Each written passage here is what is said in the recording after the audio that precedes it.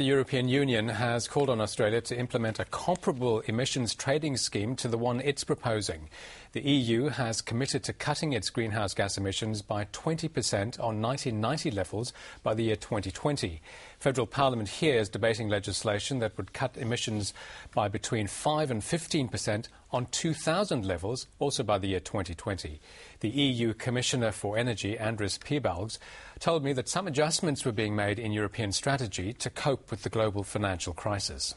What we have done a lot of recovery packages for public money, encouraging growth. And it goes exactly in the areas related to the climate change, in energy, cleaner energy, new technologies. So in a way, we keep the move. So I believe also for big energy companies, when you have framework conditions, they are able to finance themselves investments. So what we lost a small part of rather small and medium-sized businesses that at this stage of financial crisis can't invest in green energy. But basically, politically, we haven't changed our direction.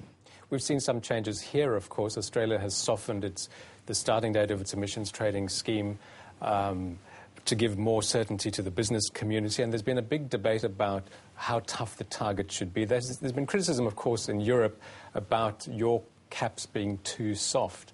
What do you expect of an economy like Australia? Well, we have 20% targets that we will implement because we have binding legislation and all mechanisms in place, and ETS is working. So the price is fluctuating. Now it is €15 per tonne. It used to be 10. I believe that what we expect from Australia, comparable targets that we are doing in the EU, comparable ETS scheme, because only then we can convince that cap and trade mechanism is the one that really it provides the best value.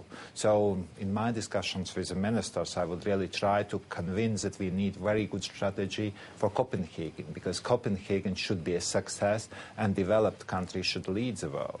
There's a lot of emphasis on Copenhagen and the expectations are high. What do you think is the minimum that we need to achieve from that conference? Well, basically 3 issues we should deal with. We should have developed countries agreeing on comparable targets, developing countries being also taking commitment to deviate from business as usual scenario.